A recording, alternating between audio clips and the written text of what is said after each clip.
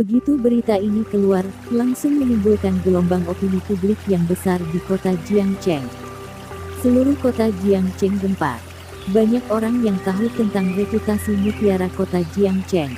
Tapi orang-orang hanya tahu Alice Mo sangat cantik, mereka sama sekali tidak tahu karakternya. Dikarenakan insiden ini, semua orang akhirnya mengenalnya.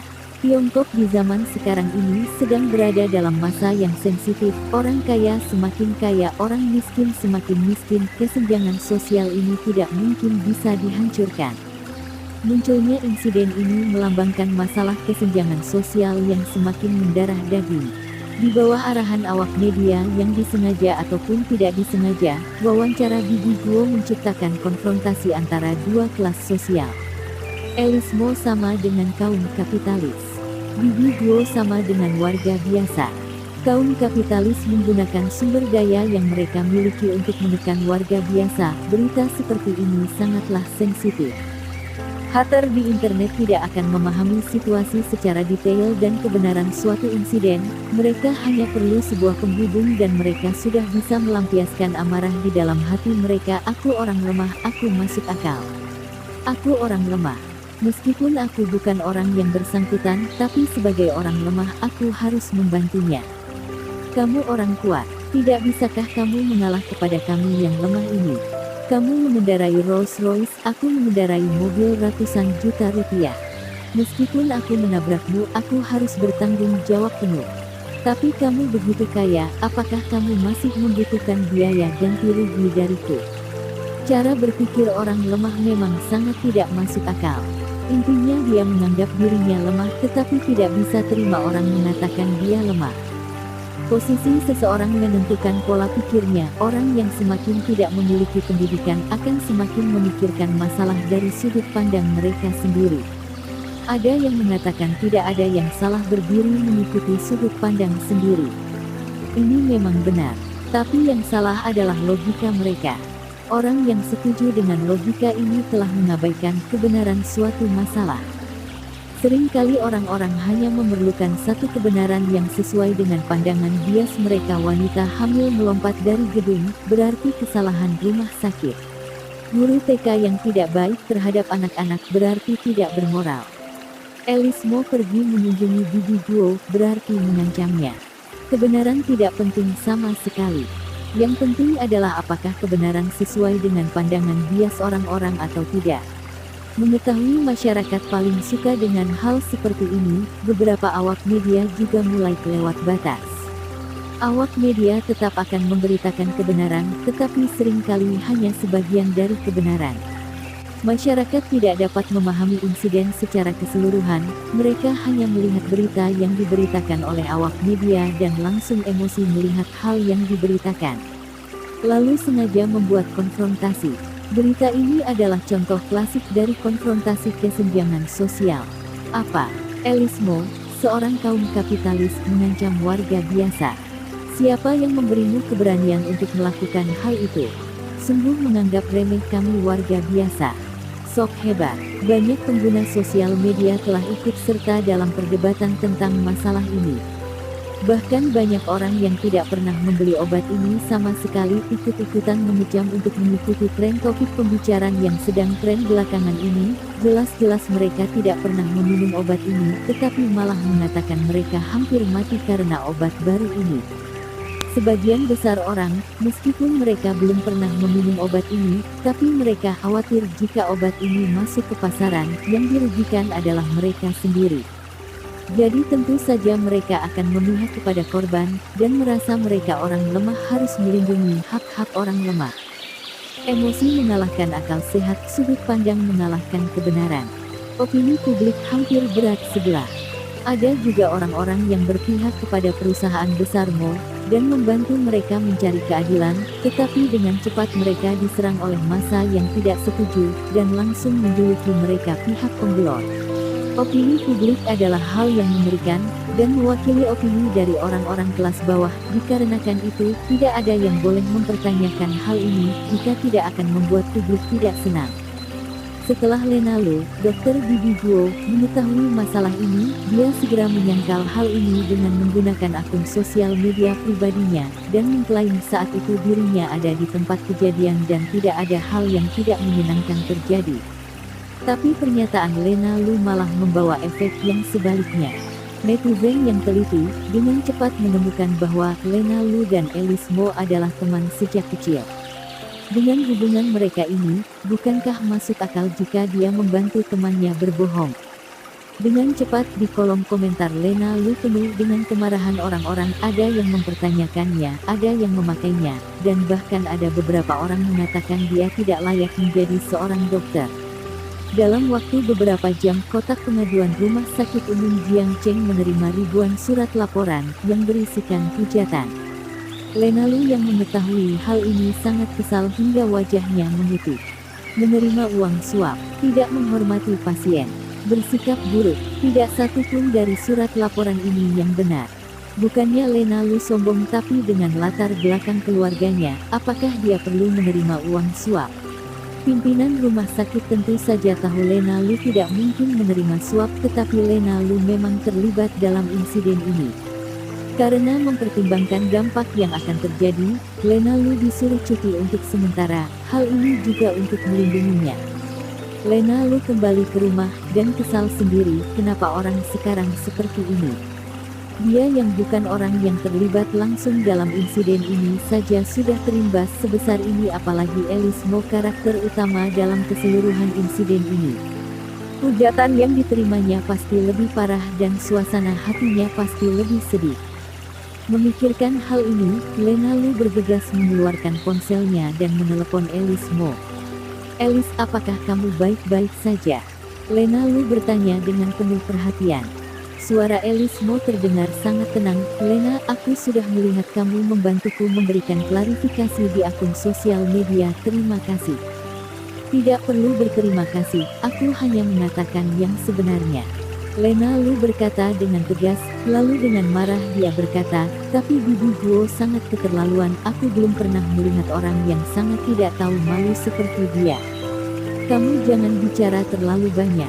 Kamu jangan sampai terlibat dalam masalah ini," Alice Mo mengingatkan. "Sudah seperti ini kamu masih sempat-sempatnya perhatian kepadaku.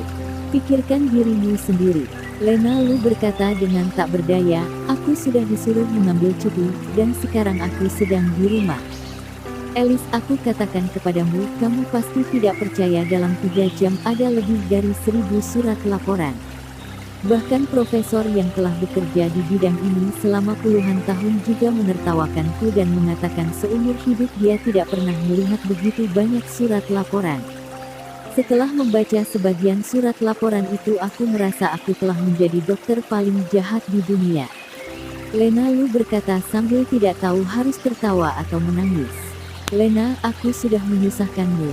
Maaf sekali," kata Alice Mo dengan penuh penyesalan, "hanya masalah kecil, kamu tidak perlu khawatir." "Sebaliknya kamu, Alice, bagaimana keadaanmu? Sekarang kamu di mana? Bagaimana kalau aku pergi menemanimu?" Lena Lu bertanya dengan penuh perhatian. "Aku di perusahaan, kamu tinggal di rumah saja. Jika dalam keadaan seperti ini, kamu masih datang menemuiku, bukankah akan membuatmu semakin terlibat dalam hal ini?" Alice Mo tersenyum pahit. Begitu Lena Lu memikirkannya, dia juga merasa ucapan Alice masuk akal, jadi dia mengangguk dan berkata, "Baiklah. Alice, jika kamu membutuhkanku, kamu bisa mencariku kapan saja, aku bisa membantumu untuk bersaksi di pengadilan." "Aku benar-benar tidak ingin ribut sampai ke pengadilan," Alice Mo menghela nafas. Setelah menutup telepon, Alice Mo duduk di kursi, tiba-tiba dia merasa sangat lelah dan putus asa. Pengkhianatan Bibi Guo telah menggemparkan internet, dan bahkan hal ini tidak hanya berdampak di dunia maya, bahkan sudah meluas hingga ke dunia nyata.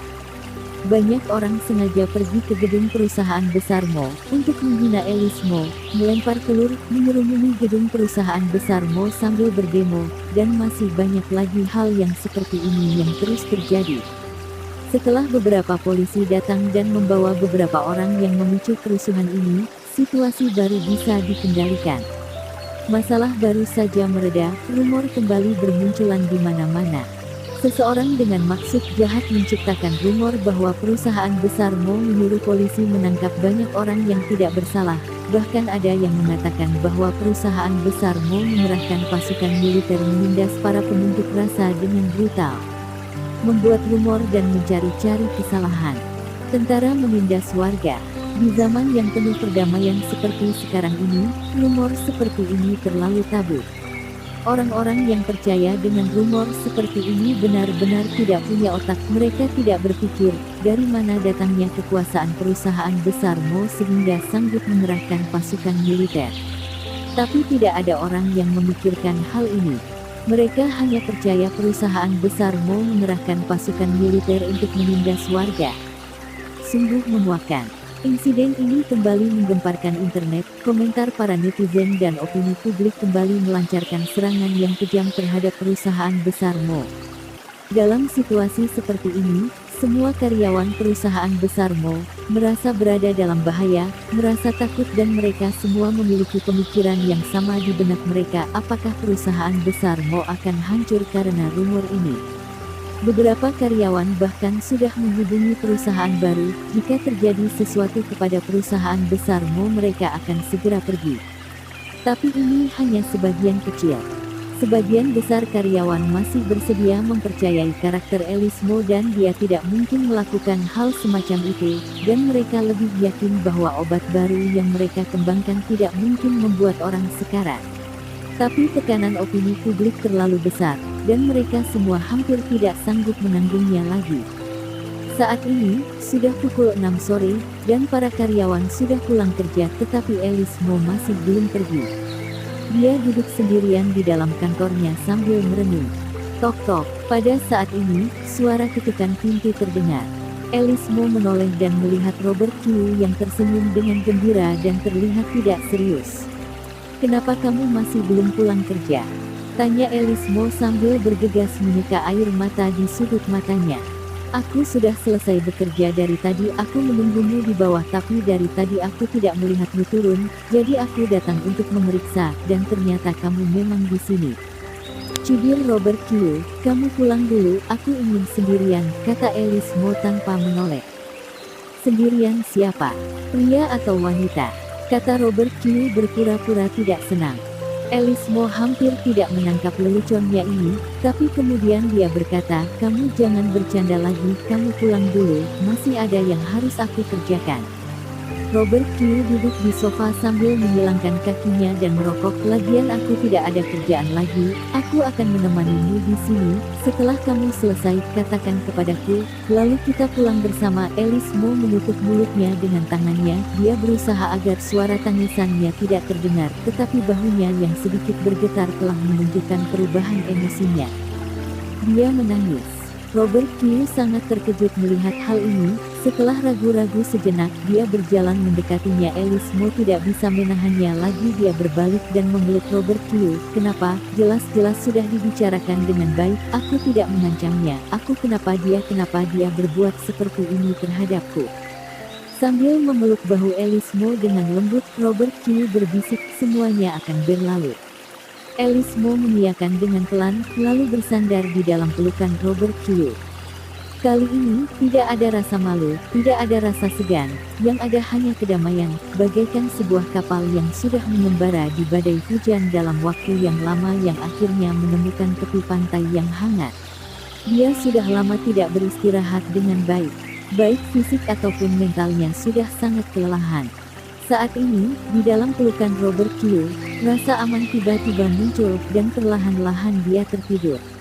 Melihat Alice Mo, yang sudah tidur, Robert Q tersenyum, dan tidak tega untuk membangunkannya, jadi dia berbisik, "Mimpi yang indah."